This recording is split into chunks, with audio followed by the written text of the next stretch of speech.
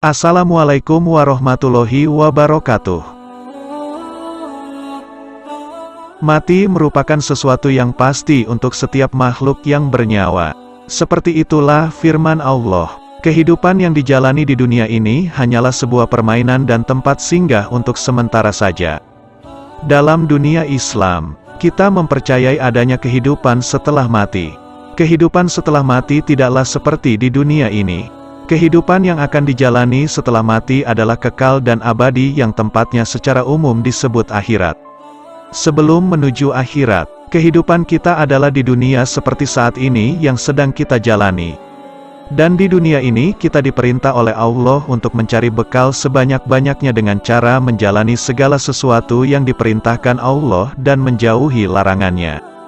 Oleh sebab itu, sebelum terlambat, sebelum ajal menjemput kita, marilah berlomba-lomba dalam hal kebaikan. Berlomba-lomba mencari bekal akhirat. Berikut ini adalah kehidupan manusia setelah mati menurut agama Islam.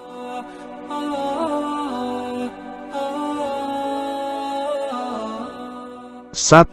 Alam barzah atau alam kubur.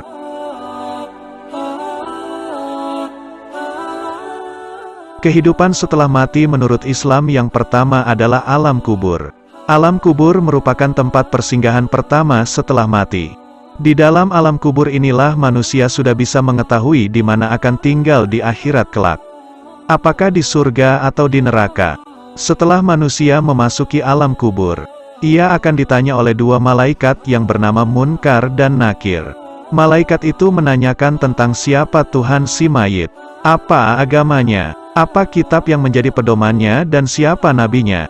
Si mayit akan menjawab pertanyaan dua malaikat tersebut sesuai dengan amal dan ibadahnya di dunia. Yaitu siapa yang menjadi Tuhannya dalam pengamalannya ketika hidup di dunia. Apa agamanya ketika hidup di dunia. Apa kitab yang menjadi pedomannya ketika hidup di dunia.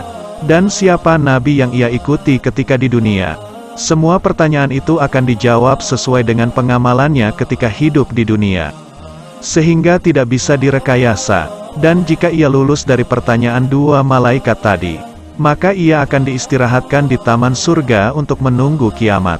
Namun jika ia gagal dari dua malaikat tadi, maka ia akan ditempatkan di terasnya neraka sampai hari kiamat.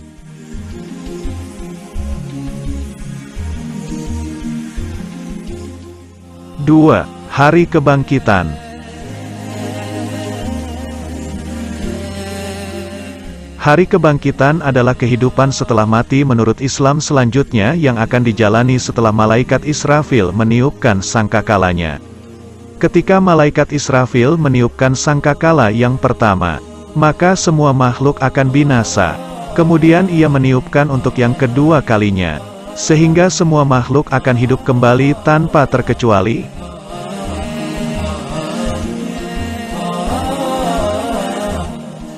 3. Penggiringan ke padang mahsyar.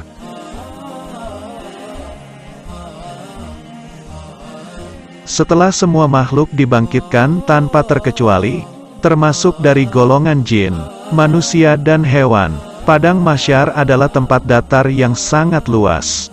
Di tempat ini semua makhluk dari bumi dan langit lapisan ketujuh dikumpulkan untuk diadili. Semuanya berkumpul dalam keadaan berdesak-desakan. Setiap manusia pada hari itu akan diadili dengan diiringi oleh dua malaikat. Yang satu sebagai pengiringnya dan yang satu lagi sebagai saksi atas semua perbuatannya di dunia.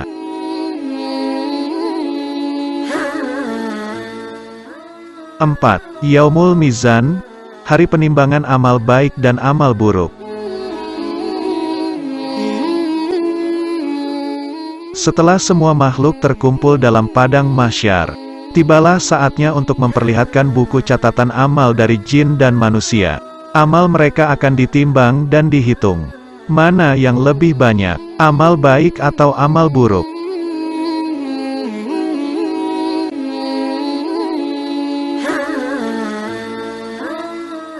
5. Yaumul Hisab. Setelah menerima buku catatan, para jin dan manusia akan menjalani penghitungan amalnya. Semua amal kebaikan sekecil apapun akan mendapat balasannya, dan sebaliknya. Semua amal kejelekan sekecil apapun juga akan mendapat balasannya. Sesungguhnya kepada kamilah kembali mereka. Kemudian sesungguhnya kewajiban kamilah menghisap mereka. Quran Surat Al-Ghasyiyah ayat 25-26.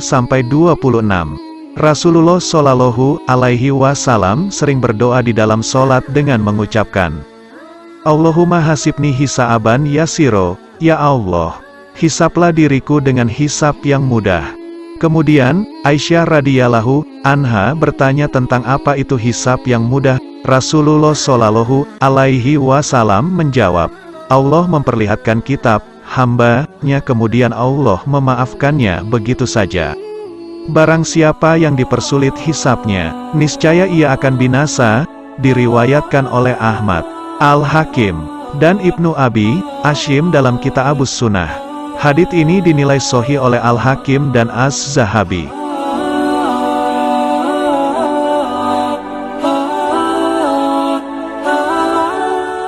6. Melintasi jembatan yang lurus, Shirathol Mustaqim. Setelah melalui proses hisab, semua manusia akan melewati jembatan yang lurus atau yang biasa disebut dengan Shirathol Mustaqim. Dalam melintasi jembatan ini, proses hisab yang sebelumnya dijalani sangat menentukan nasib manusia. Untuk orang dengan kondisi yang sangat buruk, jembatan ini akan menjadi sangat kecil, hingga disebutkan ukurannya sekecil rambut dibagi 7 dan tajamnya melebihi samurai. Sebaliknya, untuk orang dengan amalan baik banyak, ia akan melewatinya dengan tenang. Ada yang secepat kilat, ada yang menunggang onta, kambing atau sapi dari hasil kurbannya ketika di dunia.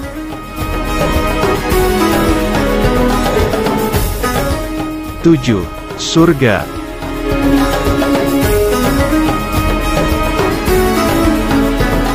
Orang-orang solih yang berhasil melewati Shirathol Mustaqim, ia akan ditempatkan di surga atas rahmat Allah. Semua orang muslim kelak akan ditempatkan di surga meskipun ia memiliki dosa. Hanya saja sebelum ia ditempatkan di surga akan ditempatkan lebih dulu di neraka untuk membersihkan dosa-dosanya. Itulah bedanya orang Islam dan non-Islam, yang mana orang non-Islam akan tinggal di neraka untuk selamanya.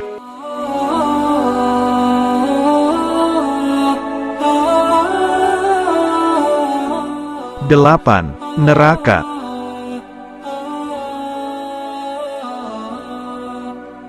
Baik itu muslim atau kafir.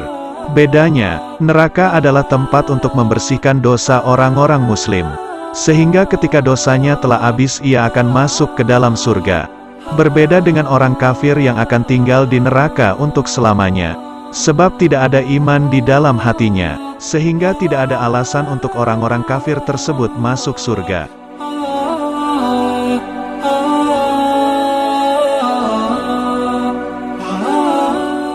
Semoga kita termasuk ke dalam golongan orang-orang yang taat akan perintah Allah dan menjauhi segala larangannya. Karena orang-orang yang taat akan perintah Allah pasti akan mendapatkan surga yang telah disiapkan oleh Allah untuk hambanya yang bertakwa. Begitu juga sebaliknya, orang-orang yang sesat atau orang kafir pasti akan mendapatkan balasan berupa siksa neraka yang amat sangat pedih dan mengerikan. Semoga kita termasuk ke dalam golongan calon penghuni surganya Allah. Amin. Amin ya robbal alamin.